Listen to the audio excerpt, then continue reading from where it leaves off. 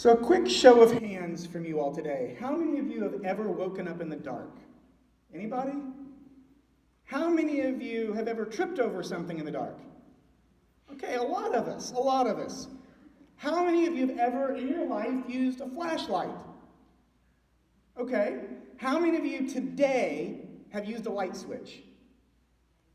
Light switch, yeah. Okay. How many of you have ever tried to carry more than you should have? Anybody? Okay, we're doing good. How many of you have ever had someone help you carry things that were too much for you? That's fantastic. Clearly today's scripture was written for you. We've proven it right here. Those who walked in darkness have seen a great light. Those who've had a heavy burden have had it lifted. This was written for us. Isn't that great news? It was written especially for you. Right? Of course it was. Who else could fit this description? Throughout all time in history, who else has woken up in the dark and had light guide them but us? Who else has ever had a heavy burden lifted off of them? It must be us, right? Okay, maybe in Isaiah's time, people knew about dark and light. Maybe in Isaiah's time, they had problems too.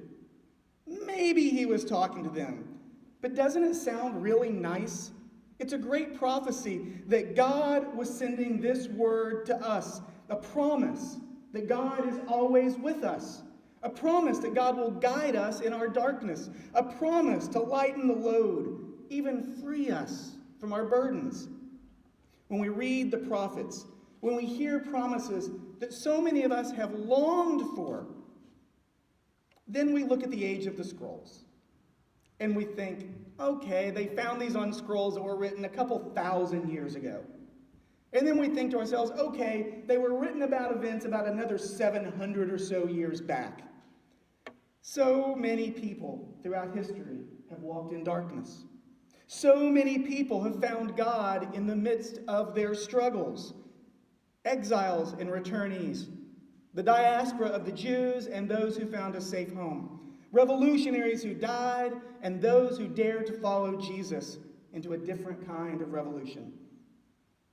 So many people have faced struggles of darkness and found the light. And along the way, so many have been set free from their burdens. Slavery and illness, poverty, oppressive government, dictators, racism, sexism. And as we think back on all the suffering of the past generations, when we think about all those who lived in darkness who found light, all those who carried a heavy burden to feel it lifted from their shoulders, all the suffering of past generations, yes, it is clear that through the prophet Isaiah, God's talking to us. Specifically to us, right? Who else has known it as bad as we've had it? Okay. We're not saying this out of arrogance. We're not exactly saying it flippantly. It's not out of self-centeredness. We're not saying this is written to us just because the internet says so. We're saying it, honestly, because it's true. It is also true. It is also true that through Isaiah, God was speaking to people in that day. It is also true that through Isaiah, God was speaking to people in Jesus' time. It is also true that through Isaiah, God was speaking to slaves in the South, Jews in the Holocaust, gays in the closet, refugees at the border and on the run and with no place to call home. God was speaking to victims of violence who feel trapped. God was speaking to those who've been abandoned and feel alone. God was speaking to addicts who feel trapped within their own darkness without light. It is true that God is speaking to us and to them as well. The power of Scripture is not in its strong, unchanging nature. It's not in its unyielding interpretation, but rather in its power to be true for lots of people. The power of Scripture is in its ability to be true in lots of times and places. that people throughout history hear these words and hear in their own hearts an echo of their experience, of their need, of their hope, even of their fear. They hear echoed in Scripture their experience of God or what they have longed for. Isaiah, as a book in Scripture, is really at least two writers. At least two different writers under the name Isaiah. One of them writing before the northern kingdom fell to Assyria, warning them of what was to come, but promising a deliverance. The second Isaiah writes much later. The north has fallen, the south has fallen, and the people's leaders have been taken away into exile in Babylon.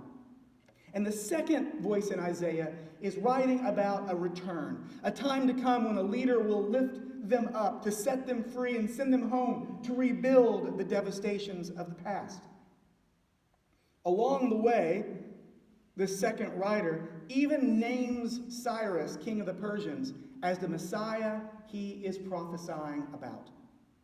He points to it and he says, and that one over there is the Messiah I've prophesied about. He's the one who will send the people home. He's the one that will set them free from Babylon, to rebuild the temple, to rebuild Jerusalem's walls. And sure enough, it happens.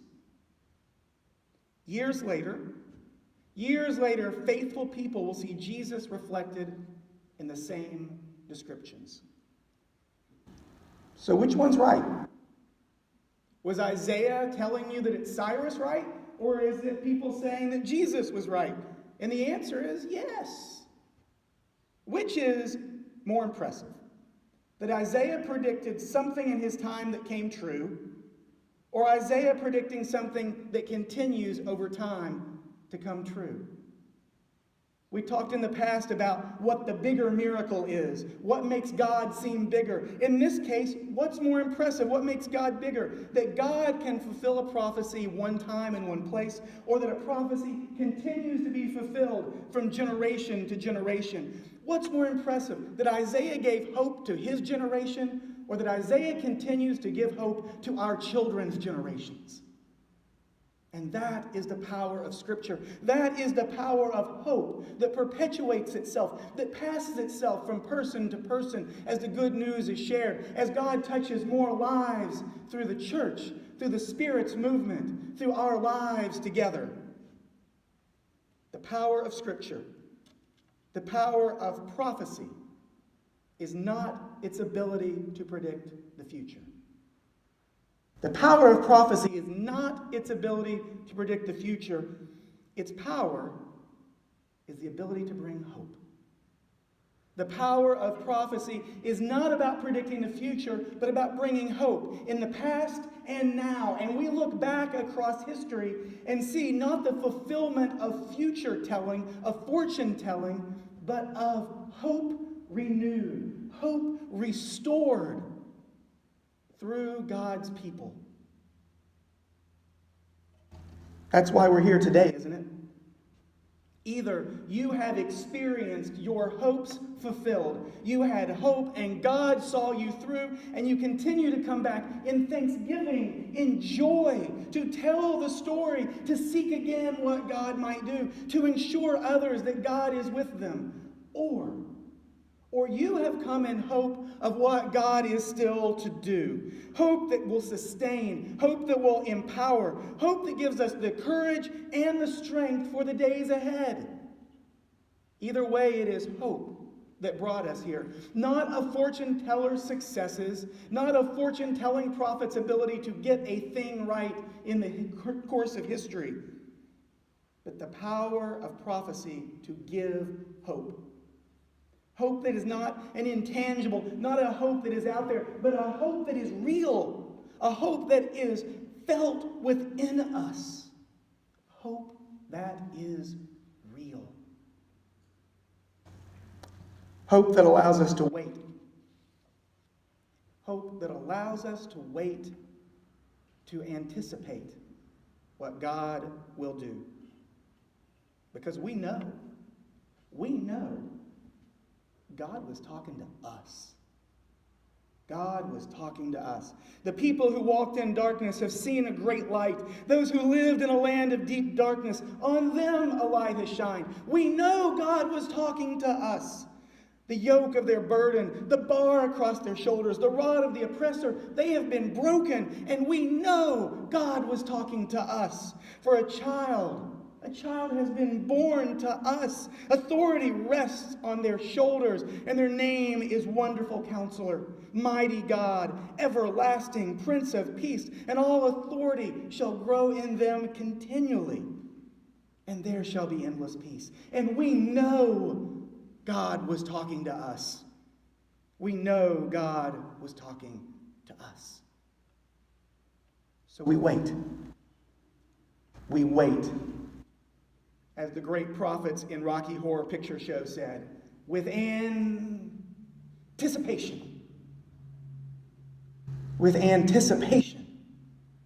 Remembering the ways, all these prophecies, the way the hope was fulfilled in the past, and with an active imagination of how God will fulfill these prophecies, fulfill our hope again, how through us, God will fulfill our hope again in the days to come. And so we wait on it with patience. Amen.